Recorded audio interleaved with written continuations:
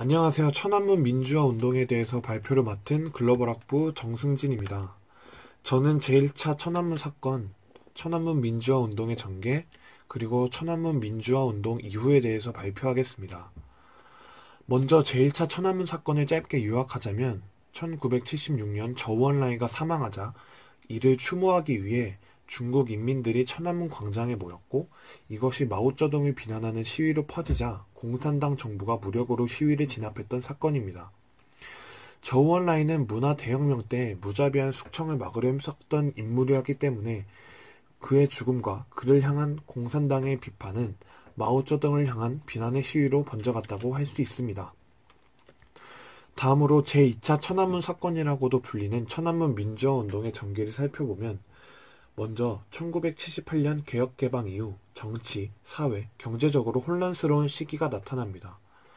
정치적으로는 교육개혁에 의해 서구의 민주적 사상을 알게 된 학생들이 1986년 투표를 통한 의원 선출과 자유의 보장을 요구하는 시위를 일으켰고, 사회적으로는 시장경제의 일부 도입 이후 시장가격과 계획가격의 차이를 이용한 부패가 만연했습니다.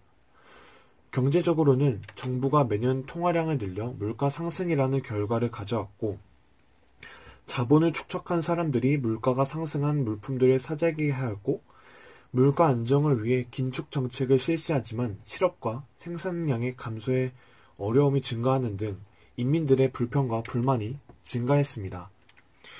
1986년 이후 부패를 타도하고 민주화와 자유를 요구하는 학생들의 시위는 대학 캠퍼스 내외로 끊이지 않았습니다.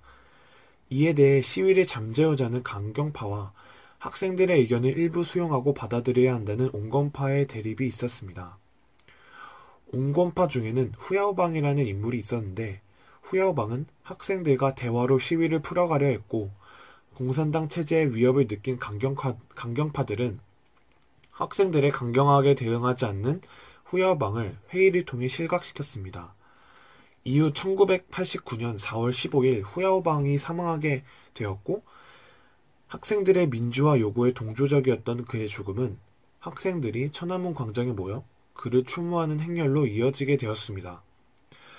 후야오방의 재평가와 명예회복, 언론 보도의 자유화를 외치던 학생들의 추모 행렬은 전국의 대학생들과 수많은 노동자들, 시민들이 합사하였고, 정치, 사회, 경제의 불만을 토로하며 덩샤오핑의 하야와 공산당의 타도를 외치는 시위로 번졌습니다.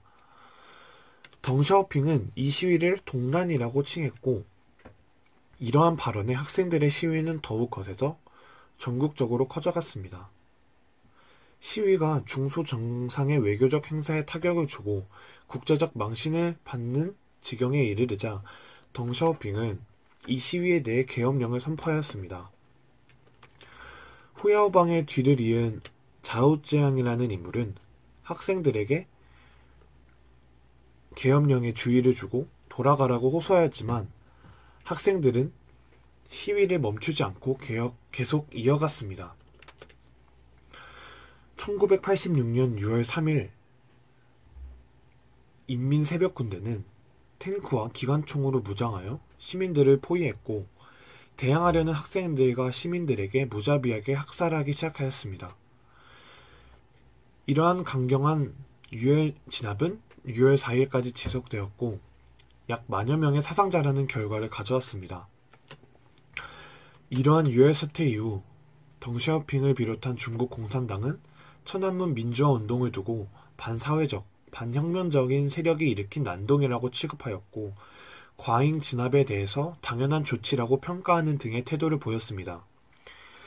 결과적으로 시위자와 동조자들을 탄압함으로써 덩샤오핑과 강경파들의 권력은 유지되었으나, 국제사회와 특히 서방 세계에서 중국은 매우 많은 비판과 질타를 받았고, 개혁개방 이후 서구와 일본 등의 선진국과 적극적으로 교류하여 경제성장을 꾀했던 중국 공산당에게 유혈 진압은 큰 악영향으로 작용했습니다. 미국을 비롯한 서구 선진국과 일본은 이 사건을 비인도적인 탄압행위로 규정하고 비난 성명을 내었고, 외교적인 관계에서도 제재를 가했습니다. 많은 나라들이 중국을 비탄하였고, 세계은행 역시 중국에 혹독한 제재를 가하면서 중국은 경제적으로도 큰 타격을 받았습니다. 이후 중국은 이러한 타격과 인식 개선에 힘써야 했고 국내 체제의 안정과 제도 정비에 힘쓰며 대내외적으로 많은 노력을 기울여야 했습니다. 이상으로 발표를 마치겠습니다. 감사합니다.